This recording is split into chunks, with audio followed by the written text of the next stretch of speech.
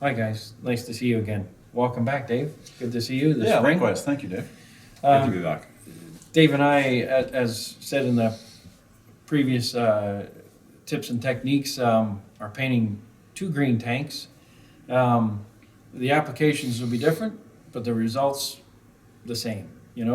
Um, what's neat about what you and I do, and a lot of modelers do, is there's a lot of ways of getting to ground zero.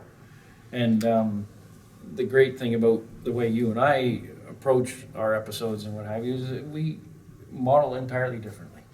Yeah, And- yeah. and that- I think every modeler has their own style in terms of how they approach a project and how they paint and how they finish and how they modulate and how they weather.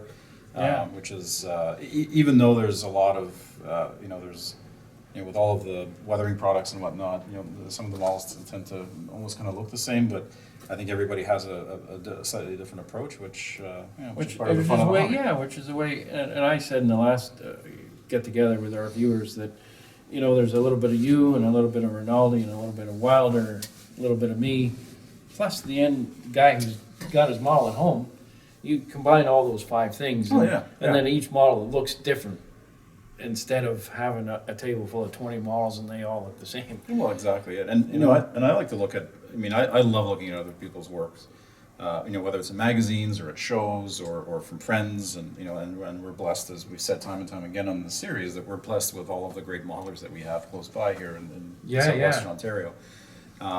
And it's I like to take a little bit from everything, and maybe just something I see on a particular vehicle. Like I may like the way a fuel spill is laid out, or a grease stain, or a particular weathering, or a splatter, or technique something, right? A hatch, the way a hatch is done, or wear and tear on the And that's turret. what makes model shows so great is you can zero in on whoever built the model. John, John from Ohio, Vignani. Banana, yeah. From Or Pittsburgh. From Pittsburgh. Pittsburgh, or you zero in on Scott, Primo, and Yeah. Or a Greg Hanchuk. and you circle them down at a show, and then you pick their brains, and it doesn't matter who's finishing first, second, or third. You guys can chat 10 minutes about a certain technique that's seen on one's model. So we're very blessed, that Very much way, so. I and agree. I think most buddy is approachable too. I don't Yes. find anybody is got secrets. No, generally, my overwhelming experience is that generally the better modelers are very welcoming and will tell you anything you want to know and will ask, so that's great. They're more than willing to share. Yeah, and it's the only way it can be. Yeah, that's why be any other way? Life's too short. So Dave and I, as we said, we're gonna paint two tanks, the same color, not the same shades. Dave's obviously got his early war Russian. It's a tale Russian of green. it's a tale of two greens, Dave. Yeah. And I guess you're doing the Sherman, so you're doing more of a kind of an olive drab type of Yeah. thing. And I'm going to be doing, as mentioned in one of our previous episodes, I'm going to be doing this Russian BT7, and I'm going to be doing it in this very early war green that I found from the Mr. Color line of paints. And it's as you can see here, it's a very bright green. It might be a little bit exaggerated, and there's certainly some artistic license I think that's involved in this, but I love the look of What's this. the number, Davey? It's 135, and it's actually the nice thing about these Mr. Color paints is they actually do call out kind of where these paints were used or for what country or period of war. So this is actually a Russian green, early World War II. So it's kind of formulated specifically for these types of vehicles. It may be if you talk to like a 4BO expert, they may say it's a little bit bright or whatnot, but I think it'll look really good, and I like to do, as you know, I like to do them a little bit bright because everything comes down a little bit. Put all the with chemicals on weather. them there. Yeah, exactly. So this will be kind of the base color. We'll probably prime it in the darker green, modulate this on, and then maybe add a few drops of yellow or white or beige or buff or something to this to lighten it up. Yep. And then really modulate it, but it'll be bright and disgusting. Yeah. Before it hits the weathering process, and then everything will come back down. And we'll film that. And Yeah. guys, there's always that moment when you're building a model that you sort of say to yourself, geez, I've overdone it with the color. Or this just doesn't look like a olive drab tank. It looks bloody awful, right? Yeah. And I've done that too. Like when I was working in my T10, I remember taking it out and showing it. And I say, hey, I think I've gone too far. I think it's too bright. But then you look at, you look at how it ended up, and no, it was just it was right. perfect. It was, Yeah, so it's, and like I don't use, as I mentioned in a previous tips and technique episode the other day, I don't use the olive drab Tamiya 62.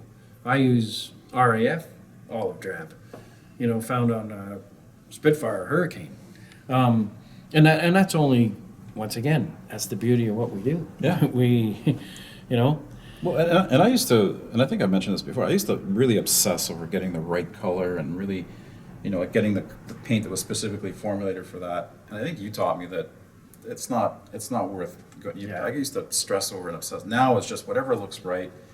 Because what happens is you have a table, say at the IPMS Nationals or local shows, and you have 20 green tanks on the table, but none of them look wrong.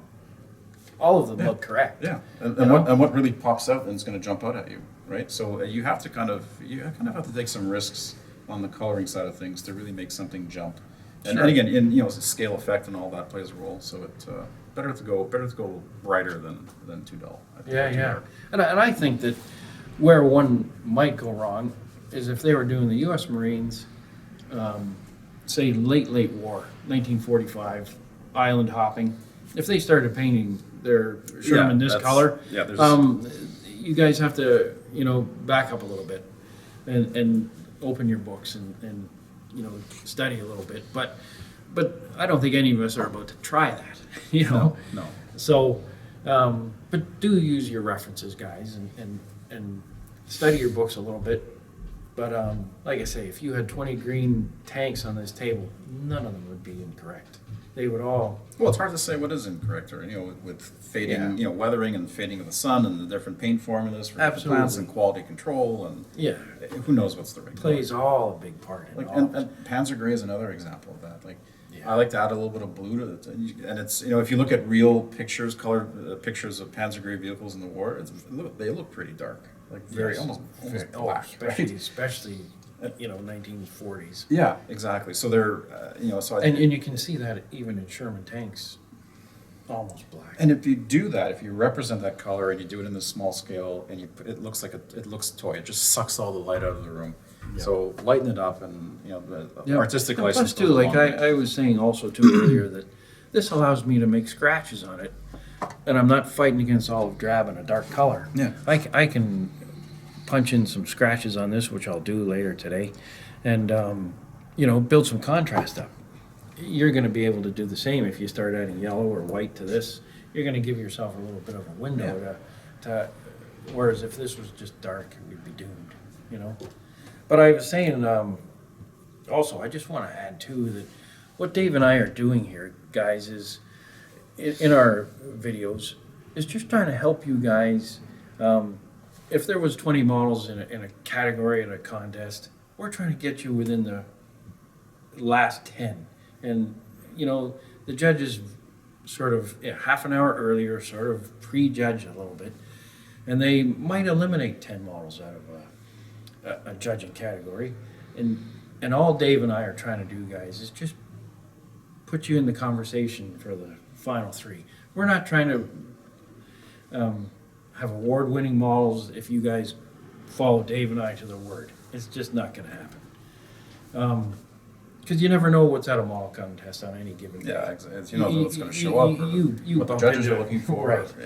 You suddenly have everything. It's not really the point. It's nice to get the recognition, but it's really to show what you're doing, to see what other people are doing, learn from other people. Maybe somebody learns from you. Absolutely. That's the best part. Yep, absolutely. It has nothing to do with because you don't know the qualifications of a judge either. You don't know the circumstance. Yeah, if you go to shows just to get a medal or the best of award, you're totally in it for the wrong reason. Yeah, and you're not going to be happy most of the time. So. No, exactly. Because there's only 3 that are going to win anything, and there's 17 that aren't. Yeah, exactly. But yet there could be 17 really, really good models or something that you can take away from them. So absolutely.